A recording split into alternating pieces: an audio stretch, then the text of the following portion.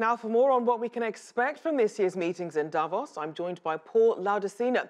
He's the chairman of the Global Business Policy Council, as well as a partner and chairman emeritus at management consulting firm A.T. Kearney. Thank you for joining us.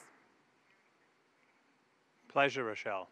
So looking at this year's theme of globalization 4.0, shaping a new architecture in the age of the fourth industrial revolution, why is this particularly important this year? Well, I think we have the convergence of three different forces that are creating both opportunity and challenge for the global economy. One is shifting geopolitical alliances. The second is fundamental changes in macroeconomics.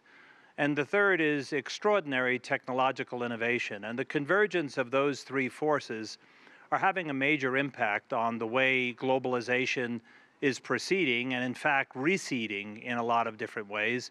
What we in A.T. Kearney called 3 years ago the advent of islandization rather than globalization.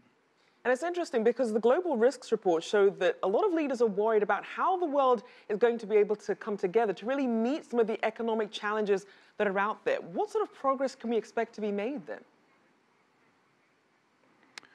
Well, I think any time that global leaders get together and are able to focus on this zero-sum game of how do we all get it right or how do we not get it right and all lose, we're likely to advance understanding and hopefully action. Now, a number of world leaders, as your report noted, are not here, largely because they're dealing with basic challenges to democracy and leadership at home. And that is because of the rise in nativism, populism, and anti-globalization or backlash to globalization, which forced them to understandably stay closer to home and deal with those crises rather than come to a global gathering and try and reach understanding at a global level when they can't even reach understanding at a national level. So being that we have the leaders from the UK, France, and the US absent because of these more time-sensitive domestic issues, is there anything that they're missing out on then by not being involved in the conversation in Davos? Well, of course, to the extent that global leaders are not party to discussions about the consequences of the failure to agree to the right kinds of policy prescriptions globally, and, for example, rather advance protectionist trade policies rather than global integration, or putting up barriers to the movement of people, goods, capital, and ideas.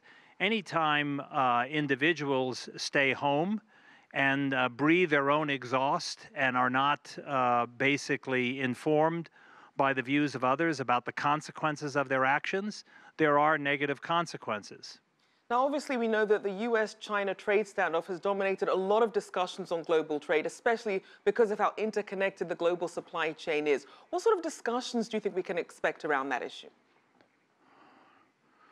Well, I think technology, among other things, certainly geopolitics and macroeconomics, are fundamentally transforming the whole nature of the debate about everything from strategic intent all the way over to consumer engagement.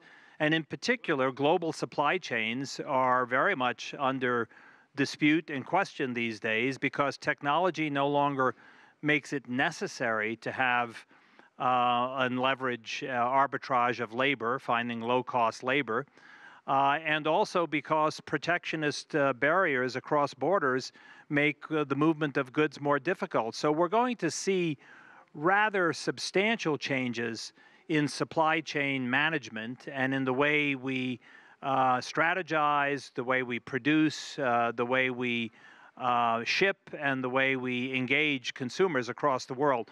There is a fundamental transformation, a paradigm shift in the global business model, which we haven't seen for the likes of for 30 years since the demise of the Soviet Union. And I think those are all, we're seeing the telltale signs of those here in the discussions at Davos this year. And in terms of the topics on the table, just quickly, we know that other than the fourth industrial revolution, you've got migration, energy, Brexit, the future of finance, China, cryptocurrencies, climate change. What do you think will be the top three issues given priority, given the short amount of time for these meetings? Well, I think the top priority is how do we reverse what is now a anti-globalization movement and find ways that countries can, again, bridge the gaps across borders and find ways to make common cause, whether that's about immigration policy, whether that's about trade policy, whether that's about investment policy, whether that's about technology controls. Right. All of these are under the same rubric of globalization and integration. All right, thank you so much. We'll have to leave it there. Paul Laudicina there of the Global Business Policy Council and management consulting firm A.T. Kearney.